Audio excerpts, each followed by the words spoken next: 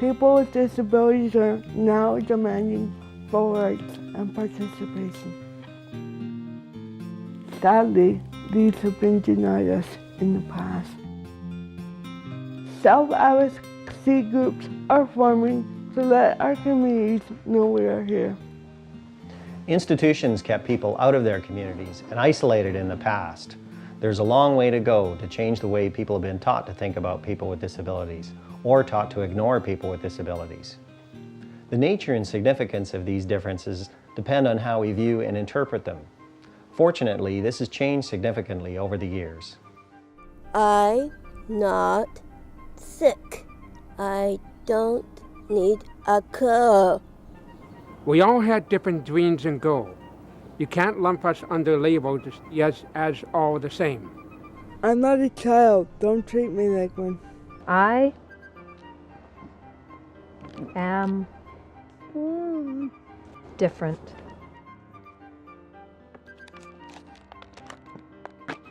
But there is nothing wrong with me.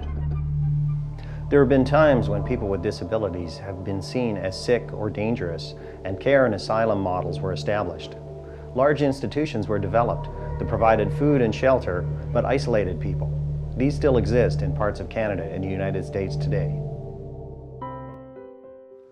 Wolf Wolfensberger introduced the concept of normalization in the 70s. And since then, the family movement, the movement towards integration and deinstitutionalization, and the self-advocacy movement have shaped and changed our thinking of what it means to have a disability. And it changed the way we talk about people with disabilities. I am not a handicapped person. I am a person with a disability. I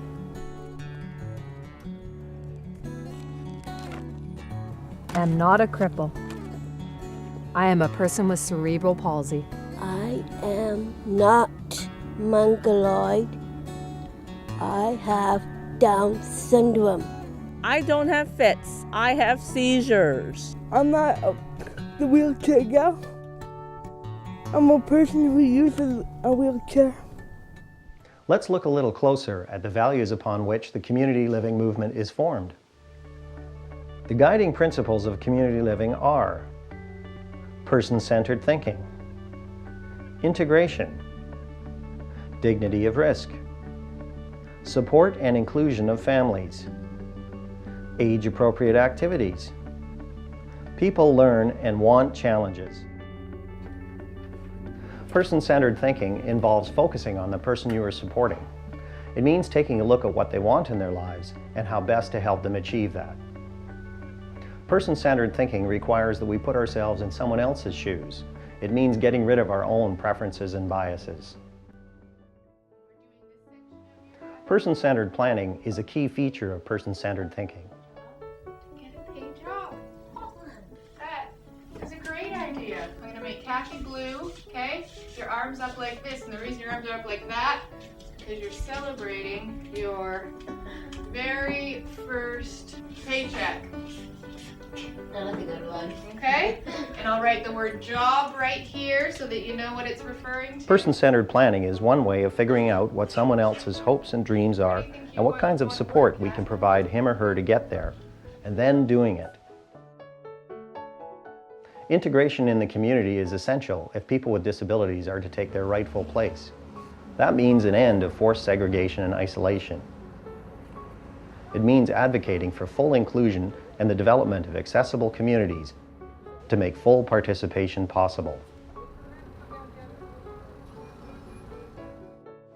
There is dignity involved in risk-taking.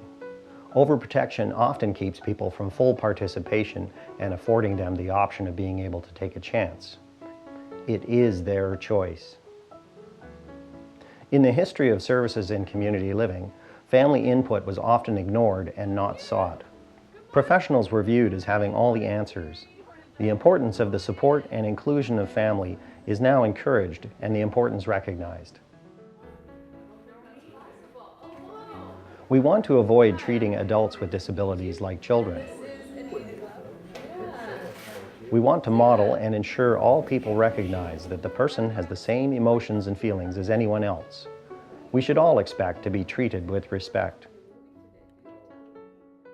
People learn throughout life and benefit from challenges. Like you and I, people with disabilities should have the opportunity to graduate from school and enter the workforce, with supports when necessary. So Janice, what makes an excellent support worker? I like it when someone has a smile when they come to work. I like it when a staff member comes with an open attitude that knows that it takes a long time to form a good relationship and learn what that person's skills and wants and needs are. I don't like people shouting and getting angry. Staff should be helpful and kind. Learn about what the person likes and interests them. Know that everyone is different.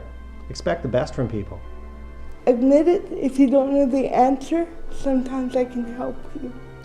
You can learn to say no without using the word. Try delaying, deflecting, or diffusing. Let me choose things for myself and who I want to be. No mind promises that you can't keep. Don't expect respect, earn it. Help me when I need help, and let me do it myself when I don't. I have rights and I have responsibilities. The Canadian Charters of Rights and Freedom guaranteed my freedom from discrimination based on my disability. I have the same rights as anyone else.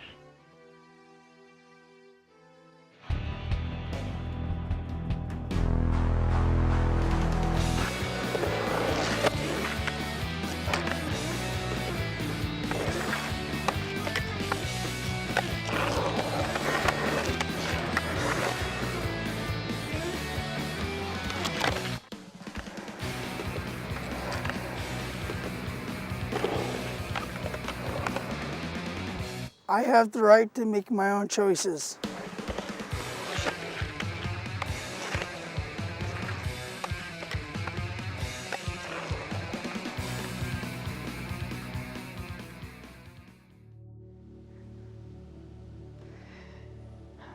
People have the right to be protected to them. It's about that they can understand.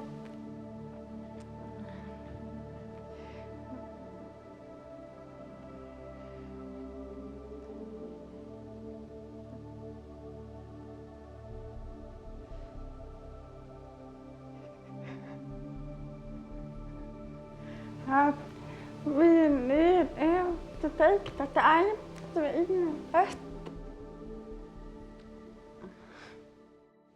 People with disabilities have the right to privacy. It is the responsibility of staff not to talk about private information. I have the right to my personal space. It is important, but I had a place and an opportunity for privacy. Everyone should feel safe and secure in their home.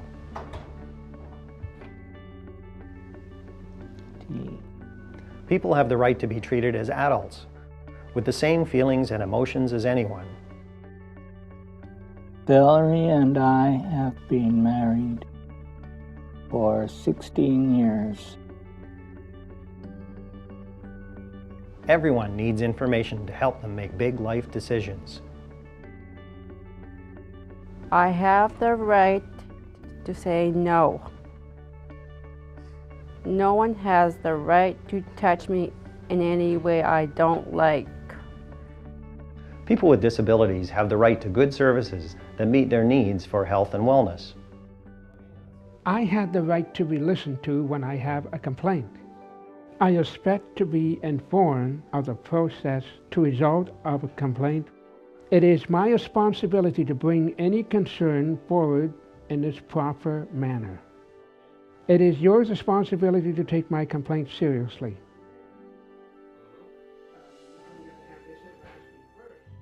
Like all adults, I have responsibilities. I should be polite and kind. I need to obey the laws. To live with other people, I must respect their rights. I need to contribute to our society the best I can. and so should you.